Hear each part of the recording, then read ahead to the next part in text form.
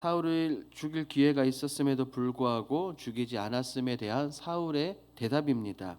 어떻게 보면 자신의 원수 더 이상 도망가지 않 도망을 끝내기 위해서는 사울을 없애버려야 했지만 다윗은 그렇게 하지 않고 사울을 살려줍니다.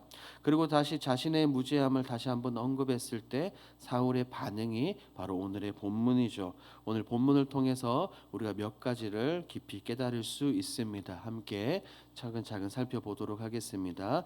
먼저 내용 관찰 1번을 함께 보도록 하겠습니다. 사울은 다윗의 앞날에 대해 어떻게 말합니까? 우리가 읽은 이 20절 말씀을 보면 사울은 이렇게 말합니다. 다윗에게 나는 내가 반드시 왕이 될 것을 알고라고 말입니다. 사울은 다윗이 왕이 되고 다윗이 장차 이스라엘을 다스릴 것을 알고 있다고 말합니다. 이미 사울은 원래 알고 있었습니다. 왜냐하면 사무엘과의 대화를 통해서 하나님이 그를 버렸고 하나님이 사울 자신이 아닌 다른 사람을 세워 왕이 되게 한다는 그 예언을 들었기 때문입니다. 그래서 사울은 그의 아들 요나단과의 대화에서 이렇게 말했죠. 다윗이 살아있으면 결국 그가 왕이 되기 때문에 다윗을 반드시 죽여야 한다라고 말입니다. 그래서 이제는 이 사울이 다윗을 더 이상 인정하지 않는 것이 아니라 이제는 어쩔 수 없이 다윗을 보고 인정하면서 20절에서 그가 이렇게 말하고 있는 것입니다. 그러면서 장차 왕이 될 그리고 이스라엘을 다스릴 다윗에게 간곡히 부탁을 합니다. 그것이 바로 내용 관찰 2번입니다. 2번으로 갑니다. 사울은 다윗에게 무엇을 맹세해 달라고 부탁합니까? 장차 왕이 될 다윗에게 사울은 간곡히 부탁을 합니다. 우리 21절 말씀을 함께 읽습니다. 21절입니다. 그런즉 너는 내 후손을 끊지 아니하며 내 아버지의 집에서 내 이름을 멸하지 아니할 것을 이제 여호와의 이름으로 내게 맹세하라 하니라. 쉽게 말해 이 사울의 말은 자신의 후손을 건드리지 말라는 겁니다. 이것은 고대 근동뿐 아니라 우리나라 역사에서도 이것은 찾아볼 수 있죠. 새로운 왕이 등극하면 이전에 자신과 세력을 다투던 왕의 가족들, 후손들을 모두 없애버렸습니다. 왜냐하면 더 이상 반란과 위협이 될 수 없게끔 만들어 버리는 거죠. 그래서 자신의 왕위를 견고하게 하기 위함입니다. 그래서 지금 사울은 다윗에게 그렇게 부탁을 하는 겁니다. 다윗, 너가 장차 이스라엘의 왕이 되면 내 가족들, 나의 후손들은 절대 건드리지 말라라고 말입니다. 지금 이 말씀을 보면 사울이 굉장히 불안하다는 것을 볼 수 있습니다. 사울은 하반절에서 이렇게 말합니다. 여호와의 이름으로 내게 맹세하라. 얼마나 불안했냐면 사울은 지금 하나님의 이름을 거론하면서까지 간곡히 부탁하고 있습니다. 그런데 사실 이 부탁은 사울만 다윗에게 했던 것이 아니라 이 다윗의 영혼의 단짝이자 사울의 아들인 요나단도 이와 같은 부탁을 이전에 다윗에게 했습니다. 사무엘상 20장 15절 말씀을 제가 읽어 드립니다. 여호와께서 너 다윗의 대적들을 지면에서 다 끊어버리신 때에도 너는 내 인자함을 내 집에서 영원히 끊어버리지 말라 하고 사울과 요나단 모두 다윗에게 이런 부탁을 했습니다. 그렇다면 여기서 굉장히 궁금한 것이 등장합니다. 그것이 바로 3번 연구와 묵상에서 볼 수 있습니다. 3번 연구와 묵상을 함께 보도록 하겠습니다. 사울은 왜 다윗이 왕이 될 것을 알고도 다윗을 죽이려 합니까? 참 궁금합니다. 분명히 우리가 앞서 살펴본 것처럼 사울은 다윗이 장차 왕이 된다는 것과 이스라엘을 다스릴 것을 알고 있었습니다. 그런데 왜 사울은 다윗을 끊임없이 죽이려 했을까요? 사울은 지금 하나님의 말씀보다 자신을 사로잡고 있는 욕망과 탐욕을 철저하게 따랐습니다. 자신의 왕위를 지키기 위해서 할 수 있는 모든 힘을 다 동원했다는 것이죠. 사람을 시켜 죽이려고 하고 무고한 사람들까지 죽였습니다. 더 놀라운 것은 이미 사울은 하나님의 뜻을 알고 있었음에도 불구하고 탐욕에 사로잡힌 사울은 하나님의 말씀이 더 이상 들리지 않았습니다. 하나님의 말씀은 더 이상 중요하지 않았다는 겁니다. 그런데 하나님의 말씀, 하나님의 뜻을 알면 절대로 쉬게 하지 않습니다. 왜냐하면 우리는 이미 지난달 요나단의 모습을 통해서 이와 비슷한 내용을 살펴보았습니다. 요나단은 알고 있었어요. 다윗이 장차 왕이 될 것이고 자신이 왕이 되지 못한다는 것입니다. 요나단은 다윗을 통해서 그리고 다른 일들을 통해서 하나님의 뜻을 알고 하나님의 뜻을 더 중요하게 여겼습니다. 그렇기 때문에 자신의 왕위와 이런 모든 것들을 다 양보하고 하나님 앞에서 다윗과 언약을 맺었던 것이죠. 반면 사울에게 있어서 하나님의 뜻은 중요하지 않았기 때문에 지금까지 어떻게 해서든 다윗을 죽이려고 했던 것입니다. 이런 사울의 모습을 보면서 무엇을 느끼고 무엇을 생각할 수 있을까요? 4번 느낀 점으로 함께 가보도록 하겠습니다. 하나님의 뜻을 알고도 애써 거스르며 살아온 사울을 보며 무엇을 느낍니까?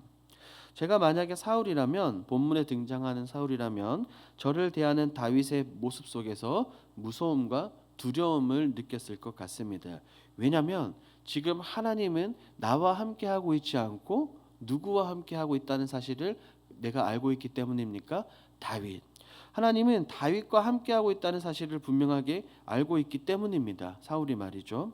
하나님은 그를 통해서 나를 죽일 수도 있었지만 계속해서 살려줍니다. 그러니 어찌 무섭지 않겠습니까? 곧 하나님의 뜻을 거스르는 것은 곧 죽음을 의미하구나. 나는 절대로 하나님의 뜻을 거스를 수 없구나라는 사실을 깨달을 것 같습니다. 그리고 또한 두 번째로 사울의 모습을 보면 안타까움도 느낍니다. 하나님의 영이 아닌 악령에 사로잡힌 사울의 모습을 보며 그가 얼마나 힘들게 살았을까라는 생각도 해봅니다. 하루하루 탐욕과 불안에 사로잡혀 그렇게 살았습니다. 다윗을 죽여야만 내가 평안한데 죽이기는커녕 오히려 내가 죽임을 당할 뻔했으니 얼마나 두렵고 떨리고 불안했을까요?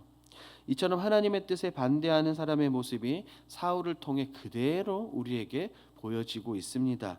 여기서 5번 적용으로 가보도록 하겠습니다. 내가 현재 애써 외면하고 있는 하나님의 뜻은 무엇입니까? 제가 이 본문을 묵상하며 또한 4번 느낀 점을 묵상하며 생각했을 때 가장 먼저 떠오른 사람이 구약에 나오는 요나입니다. 요나는 철저하게 하나님의 뜻을 거스르고 반대하고 순종하기 싫어서 도망을 갔죠.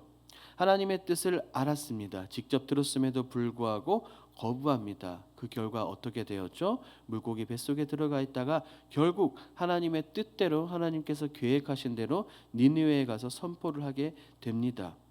우리가 신앙생활을 하면서 이 세상을 살아가면서 똑같습니다. 개개인적으로 분명하게 이것은 하나님의 뜻이야라고 생각하는 부분들이 많습니다. 그런데 고민을 하죠. 할까? 말까? 순종할까? 혹은 불순종할까? 내 생각에 이건 아닌 것 같은데 하나님은 말씀하시지만 내가 판단하고 내가 계획하고 내가 생각하기에 이것은 아닌 것 같은데 라고 말입니다.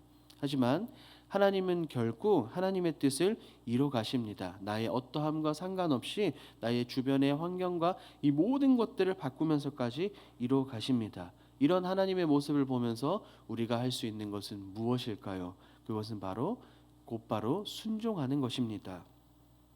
구약에 등장하는 아브라함은 하나님께 말씀을 들었을 때 고민하거나 지체하지 않았습니다. 고향과 친척과 아베의 집을 떠났고 이삭을 바치라는 하나님의 그 말씀을 들었을 때 지체하지 않고 새벽에 일어나 갔습니다. 하나님의 뜻에 외면하지 말고 곧장 순종해야 됩니다. 아니 어떻게 보면 우리는 순종을 놓으며 예수님처럼 복종의 자리에까지 나아가는 것이 우리 그리스도인입니다. 우리 주 예수 그리스도께서도 자신의 뜻보다 하나님의 뜻에 순종했음을 우리는 기억을 해야 합니다. 5-1번을 보도록 하겠습니다. 나를 더 고통스럽게 하는 불순종의 고집을 내려놓고 하나님께 순종하기 위해 무엇을 결단하겠습니까? 먼저 사울을 생각해 보면 말씀드린 것과 같이 그는 지금 욕심과 탐욕에 사로잡혀 있습니다. 그것에 사로잡혀 있기 때문에 하나님의 뜻에 불순종하며 그로 인해 고통을 당하고 있죠. 그래서 우리는 먼저 욕심을 내려놓아야 합니다. 그렇기 때문에 성경은 이렇게 말합니다. 야고보서 1장 15절 말씀 제가 읽어드립니다. 욕심이 잉태한즉 죄를 낳고 죄가 장성한즉 사망을 낳느니라. 그리고 우리는 하나님께서 말씀하실 때 그대로 아멘하고 순종을 해야 합니다. 순종의 대가인 예수님의 모습 속에서 이 모습을 우리는 배우고 발견할 수 있습니다. 마태복음 26장 42절에는 이렇게 나와 있습니다. 다시 두 번째 나아가 기도하여 이르시되 내 아버지여 만일 내가 마시지 않고는 이 잔이 내게서 지나갈 수 없거든 아버지의 원대로 되기를 원하나이다 하시고 예수님은 하나님의 말씀에 순종하셨습니다. 우리 사랑하는 길동교회의 모든 성도 여러분, 오늘 본문을 통해 우리는 한 가지 확실한 것을 깨달을 수 있습니다. 바로 오늘의 제목처럼 하나님의 뜻에 순종하는 것이 순종하는 사람이 평안하다는 것입니다. 사울은 하나님의 뜻에 불순종했기 때문에 하나님의 뜻에 반대했기 때문에 그의 삶은 날마다 불안과 염려가 가득했습니다. 그에 따라 점점점 더 악한 삶을 살았죠. 하지만 하나님의 뜻에 순종하는 사람은 염려 대신에 평안이 가득합니다. 불안 대신에 감사와 기쁨이 넘쳐납니다.